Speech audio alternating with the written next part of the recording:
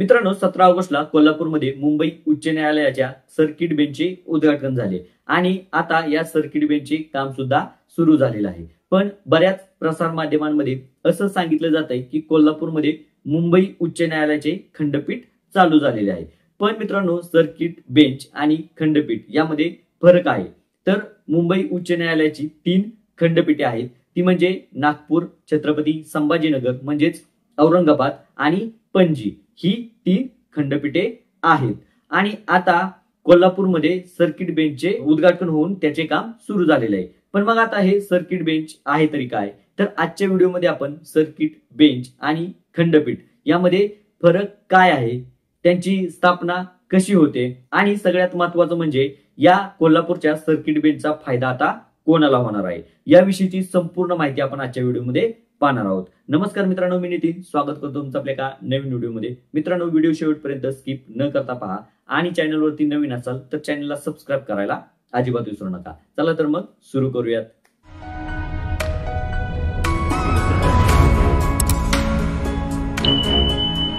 तर मित्रांनो, पहिल्यांदा आपण खंडपीठ आणि सर्किट बेंच यांची डिटेल मध्ये माहिती पाहूयात, त्यानंतर या दोन्ही मधला फरक चार्ट नुसार समजून घेऊयात। तर पहिल्यांदा आपण खंडपीठ म्हणजे काय ते पाहूयात। तर बघा, सोप्या भाषेत सांगायचं झालं तर खंडपीठ म्हणजे अशी जागा जिथे न्यायमूर्ती खटल्यांची सुनावणी करण्यासाठी बसतात। म्हणजे बघा, मुंबई उच्च न्यायालयाचे मुख्य खंडपीठ मुंबईतच आहे, ते उच्च न्यायालयाचे मुख्य आसन आहे। त्यानंतर मग मुख्य खंडपीठाव्यतिरिक्त नागपूर, छत्रपती संभाजीनगर म्हणजेच औरंगाबाद आणि पणजी येथे कायमस्वरूपी खंडपीठे आहेत। त्यामध्ये आता कायमस्वरूपी हा शब्द खूप महत्वाचा आहे, आता ते का ते तुम्हाला व्हिडिओमध्ये पुढे कळलं। तर बघा, या खंडपीठांची स्थापना ही स्टेट रिऑर्गनायझेशन म्हणजे राज्य पुनर्रचना कायदा 1956 चे कलम 51(2) आणि घटनेच्या कलम 214 प्रमाणे केली जाते। हे उच्च न्यायालयाचे कायमस्वरूपी कार्यालय असते, जेथे वर्षभर न्यायाधीश कायमस्वरूपी नियुक्त असतात। येथे सर्व प्रकारचे खटले दाखल करता येतात। त्याचबरोबर येथे रजिस्ट्री, न्यायालयीन कर्मचारी व इतर कर्मचारी स्वतंत्र असतात। आणि या कायमस्वरूपी खंडपीठाच्या स्थापनेसाठी घटनात्मक प्रक्रिया पूर्ण करावी लागते। म्हणजे यासाठी सर्वप्रथम स्टेट रिऑर्गनायझेशन ऍक्ट म्हणजेच राज्य पुनर्रचना कायदा 1956 चे कलम 51(2) नुसार राज्य शासनाने खंडपीठ स्थापनेबाबतचा प्रस्ताव मुख्य न्यायाधीशांच्या परवानगीने राज्यपालांच्या संमतीने केंद्र सरकारकडे मंजुरीसाठी पाठवण्यात येतो। त्यानंतर केंद्र सरकार आणि सरन्यायाधीश यांनी खंडपीठाच्या प्रस्तावावर शिक्कामोर्तब केल्यानंतर राष्ट्रपतींच्या आदेशाद्वारे खंडपीठाची स्थापना केली जाते। तर या सर्व टप्प्यातूनच खंडपीठाची स्थापना केली जाते। त्यानंतर आता सर्किट बेंच काय असतं ते पाहूयात। तर बघा, हे सर्किट बेंचची स्थापना ही स्टेट रिऑर्गनायझेशन ऍक्ट म्हणजेच राज्य पुनर्रचना कायदा 1956 चे कलम 51(3) नुसार प्रलंबित खटल्यांची वेळेवर सुनावणी करण्यासाठी तात्पुरत्या स्वरूपात करण्यात येते।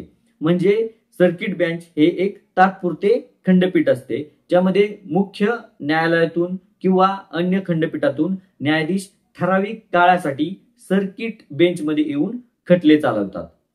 या सर्किट बेंच मध्ये कायमस्वरूपी कर्मचारी किंवा रजिस्ट्री नसते। यांचे बहुतेक प्रशासकीय काम हे मूळ खंडपीठातूनच चालतं। त्यानंतर हे जे सर्किट बेंच असते ते वर्षातील काही निवडक दिवस किंवा महिन्यातच चालू असते। आणि या सर्किट बेंचच्या स्थापनेसाठी राज्याच्या मुख्य न्यायमूर्तींकडे अधिकार असतो आणि यासाठी राज्यपालांकडून अधिसूचना जाहीर केली जाते। आता यामध्ये मग सर्किट बेंच आणि खंडपीठ यांच्या कामामध्ये काही फरक असतो का, तर नाही। सर्किट बेंच आणि खंडपीठ यांची दोघांचीही न्याय देण्याची कायदेशीर प्रक्रिया एकसारखीच असते, पण सर्किट बेंच मधील न्यायमूर्ती व सुविधा तात्पुरत्या असतात, तर खंडपीठातील कायमस्वरूपी असतात। तर मित्रांनो, ही होती खंडपीठ आणि सर्किट बेंच मधली माहिती। आता आपण खंडपीठ आणि सर्किट बेंच मधला फरक थोडक्यात चार्ट मधून समजून घेऊयात, म्हणजे सगळ्यांना समजायला सोपं जाईल आणि जे विद्यार्थी आहेत त्यांना लक्षात ठेवायला सोपं जाईल। तर बघा, यामध्ये घटक, खंडपीठ आणि सर्किट बेंच असा फरक आपण पाहूयात। आता घटक मध्ये स्टेटस काय असतं, तर खंडपीठाचे कायमस्वरूपी असतं आणि सर्किट बेंचचं तात्पुरत्या स्वरूपाचं असतं। त्यानंतर नोटिफिकेशन म्हणजे खंडपीठ किंवा सर्किट बेंच बनवताना जे नोटिफिकेशन काढावं लागतं ते खंडपीठांचे राष्ट्रपतीद्वारे केंद्र सरकारच्या शिफारशीवरून काढले जातं. तर सर्किट बेंचचं मुख्य न्यायमूर्तीच्या अधिकाराने राज्यपालांच्या अधिसूचनेद्वारे काढलं जातं. त्यानंतर न्यायमूर्तींची नेमणूक खंडपीठात कायमस्वरूपी असते, तर सर्किट बेंचमध्ये तात्पुरत्या स्वरूपाची असते. त्यानंतर कर्मचारी व सुविधा या खंडपीठामध्ये स्वतंत्र व पूर्ण असतात. तर सर्किट बेंचमध्ये सुविधा या मर्यादित असतात आणि बहुतेक सुविधा ह्या मूळ खंडपीठातच असतात. त्यानंतर स्थापनेसाठी जी प्रक्रिया असते ती खंडपीठाची घटनात्मक असते. यामध्ये अनेक टप्पे पूर्ण करावे लागतात. पण सर्किट बेंचमध्ये स्थापनेची प्रक्रिया साधी आणि मुख्य न्यायमूर्तींच्या अधिकाराने व राज्यपालांच्या अधिसूचनेने असते. त्यानंतर कार्यकाल हा खंडपीठाचा वर्षभर असतो आणि सर्किट बेंचचा ठराविक दिवसाचा किंवा महिन्यांचा असतो. आता अजून एक महत्वाचा प्रश्न म्हणजे हे सर्किट बेंच कायमस्वरूपी तात्पुरतं स्वरूपाचंच राहतं का? तर मित्रांनो, यामध्ये जर त्या सर्किट बेंच मधून कामकाज वाढलं तर या सर्किट बेंचचं रूपांतर कायमस्वरूपी खंडपीठात होऊ शकतं. आणि कोल्हापूर सर्किट बेंचमध्ये पहिल्याच दिवशी जवळपास 120 नवीन प्रकरणं दाखल झाल्याची माहिती कळत आहे. त्यामुळे पुढे जाऊन कालांतराने हे कोल्हापूरचं सर्किट बेंच कायमचं खंडपीठ होऊ शकतं. पण सध्या हे तात्पुरतं सर्किट बेंच आहे.